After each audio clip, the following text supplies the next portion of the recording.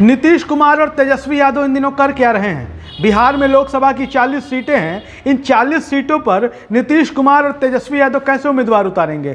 कैसी तैयारी चल रही है? क्योंकि पिछली बार जब लोकसभा के चुनाव हुए थे तो माहौल बिल्कुल उलट था। उस दौर में नीतीश कुमार जहां एनडीए के साथ थे, वहीं तेजस्वी यादव कांग्रेस के साथ मिलकर चुनाव लड़ रहे थे। तेजस्वी यादव की पार्टी आरजेडी को एक सीट भी नहीं आई।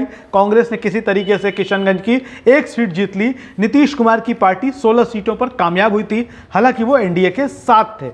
लेकिन इस बार परिस्थिति थोड़ी अलग है, थोड़ी क्या बहुत ज़्यादा अलग है, क्योंकि नीतीश कुमार इस बार महागठबंधन के साथ हैं। और महागठबंधन कर क्या रहा है 40 लोकसभा चुनावों को लेकर? आपके मन में ये सवाल ज़रूर खड़े होते होंगे, क्योंकि देश भर में विपक्षी एकता की मुहिम को रंग देने के लिए, देश भर में विपक्षी एकता की मुहिम को तेज करने के लिए नीतीश कुमार काम कर रहे हैं। यह तो सही है कि देश भर में बीजेपी के सामने विपक्ष के एक उम्मीदवार की चर्चा या इस मिशन के साथ नीतीश काम कर रहे हैं। लेकिन बात जब बिहार की हो रही है तो बिहार में एजेंडा क्या होगा?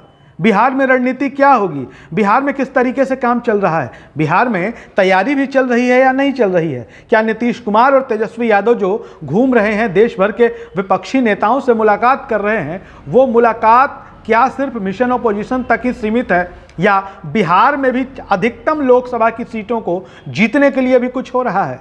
हम आपको बता दें कि महागठबंधन खामोश नहीं बैठा है, या महागठबंधन हाथ पर हाथ धरे नहीं बैठा है। महागठबंधन को यह पता है कि सामने भारतीय जनता पार्टी है और भारतीय जनता पार्टी से लड़ना है। भारतीय जनता पार्टी के पास मजबूत संगठन है बिहार में।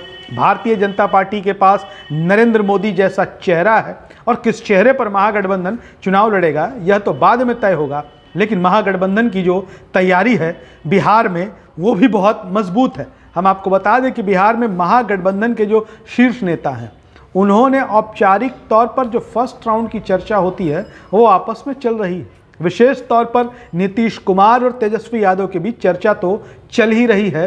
और आपको बता दें कि बात सिर्फ यह नहीं है कि नीतीश कुमार की पार्टी जनता दल यूनाइटेड कितनी सीटों पर लड़ेगी, आरजेडी कितनी सीटों पर लड़ेगी, कांग्रेस के हिस्से में कितनी सीटें जाएंगी, जीतन राम मांझी को क्या मिलेगा, वाम दलों के खाते में क्या जाएगी, यह सवाल बिल्कुल भी नहीं चल रहा है महागठबंधन में। बल्कि महागठबंधन चाहे किसी भी दल का उम्मीदवार हो, उम्मीदवार महागठबंधन का होना चाहिए और जीत की गारंटी होनी चाहिए। जीत को आधार बनाकर महागठबंधन बिहार में लोकसभा चुनाव की तैयारी कर रहा है। दलों को लेकर संख्या, सीटों की संख्या के हिसाब से कोई फॉर्मूला तय नहीं होगा, यह तय हो गया है।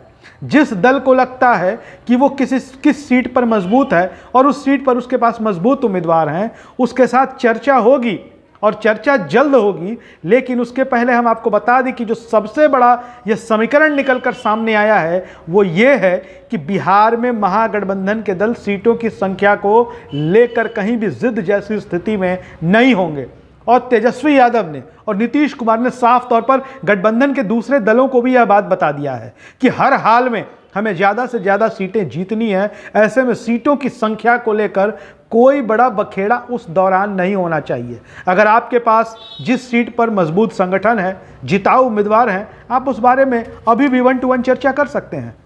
बिहार में महागठबंधन का नेतृत्व मुख्यमंत्री नीतीश कुमार कर रहे हैं, और चूंकि बिहार में विधानसभा के सदस्यों की संख्या के लिहाज से राष्ट्रीय जनता दल सबसे बड़ी पार्टी है, उसके नेता तेजस्वी यादव से भी चर्चा कर सकते हैं।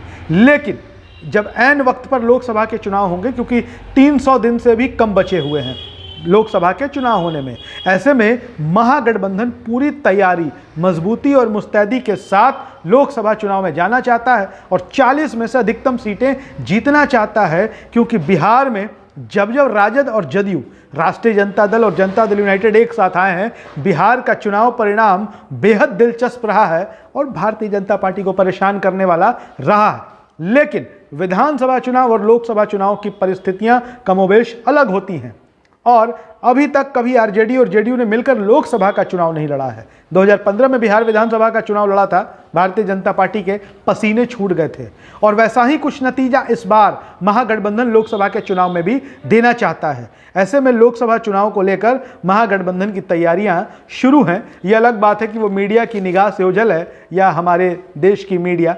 हम समझ सकते हैं, आप भी समझ सकते हैं कि महागठबंधन की खबरों को प्रमुखता नहीं देना चाहता, खास करके पॉजिटिव खबरों को, और वहीं कभी विवादित खबरें आती हैं, विवाद की खबरें आती हैं, या किसी का ऐसा बयान आता है जिस पर चटखारे लिए जा सकते हैं, वैसी खबरें आपको ज़रूर दिखाई जाती है। लेकिन हम आपको दिखाएंगे निष्पक्ष और खबरों के पीछे की खबर। तो देश दुनिया, खासतौर पर बिहार की राजनीति से जुड़ी तमाम खबरों के लिए बने रहिए हमारे साथ। धन्यवाद।